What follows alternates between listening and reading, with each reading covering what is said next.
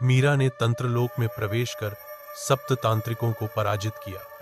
उसकी आत्मा शक्ति से भर चुकी थी, लेकिन तंत्र पूरी तरह नष्ट नहीं हुआ। उसका मूल अब भी एक अदृश्य यंत्र में बंधा हुआ था। अब शुरू होता है अंतिम अध्याय, जहां बलिदान होगा या संहार। मीरा की आंखें अब सामान्य हो चुकी थी, लेकिन उसके मन में अजीब बेचैनी थी। वो अब फिर से सपने देखने लगी थी।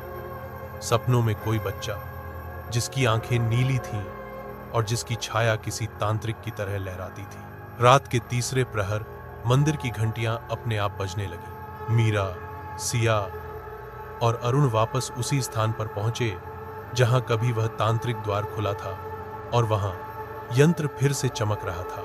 एक काली आकृति प्रकट हुई। वो कोई और नहीं, रुक्मिणी देवी की अधूरी आत्मा थी। उसने चेतावनी दी, तूने तांत्रिकों को हराया, पर मूल यंत्र अभी जीवित है। जब तक वह यंत्र नष्ट नहीं होगा, तंत्र फिर से जन्म लेगा। मीरा ने पूछा, तो क्या मुझे उसे जलाना होगा? रुक्मिणी देवी बोली, नहीं, उसे बलिदान चाहिए। एक ऐसा बलिदान जो यंत्र का प्राण स्रोत है।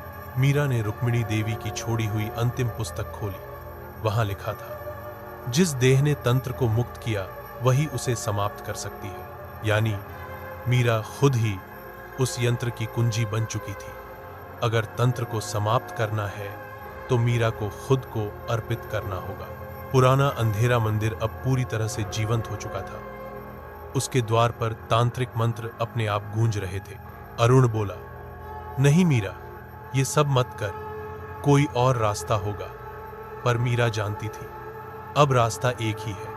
अचानक जमीन कांपने लगी। यंत्र से 7 काले धुएं निकलकर एक नई आकृति बना रहे थे। एक संपूर्ण तांत्रिक शरीर, जिसमें सप्त आत्माएं एकत्र हो रही थी। महातांत्रिक समाहार, सप्त तांत्रिकों का अंतिम संयुक्त रूप। वह बोला, तूने सोचा मैं नष्ट हो जाऊंगा? नहीं देवी, मैं तो तेरे ही भीतर था। मीरा की आंखों से खून टपकने लगा। वो अब पूरी तरह से शक्ति बन चुकी थी। महातांत्रिक और मीरा के बीच तंत्र युद्ध शुरू हुआ। धरती फटने लगी, हवाएं उल्टी चलने लगी और मंदिर के ऊपर काले तूफान मंडराने लगे। मीरा चिल्लाई, क्रीं कालिकाय नमः। तंत्रशूल निकलकर महातांत्रिक पर टूट पड़े, पर वो उन्हें निगल गया। अरुण और सिया अब मंदिर के बाहर से मंत्रोच्चार कर रहे थे। उनका प्रेम, उनका विश्वास मीरा को शक्ति दे रहा था। मीरा जान चुकी थी, सिर्फ युद्ध से वो तंत्र को नहीं मिटा सकती। उसने अपने गले से रुक्मिणी देवी की माला निकाली और यंत्र के ऊपर रख दी। फिर उसने मंत्रोच्चार करते हुए अपना रक्त यंत्र पर टपकाया। ह्रीं तंत्र संकल्पाय बलिदानम स्वाहा।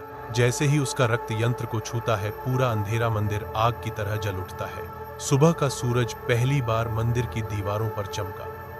महातांत्रिक की आकृति अब राख में बदल चुकी थी। मीरा भूमि पर निश्चल पड़ी थी। उसकी आंखें बंद थीं, पर चेहरा शांत था। सिया और अरुण दौड़कर उसके पास पहुंचे। तभी मीरा की आंख खुली, नीली नहीं, साफ और मानवीय। मीरा ने कहा, अब न कोई तंत्र रहेगा, न मंदिर और न मैं।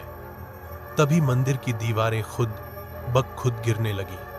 पूरी संरचना धीरे धीरे मिट्टी में विलीन हो गई। मीरा उठी और शांति से चलते हुए जंगल की ओर चली गई, जहां से कोई लौटकर नहीं आता। कहानी खत्म हुई। लेकिन एक गांव में एक बच्चा नीली आंखों के साथ जन्मा है। उसकी हथेली पर वही सप्तनाग का चिन्ह है।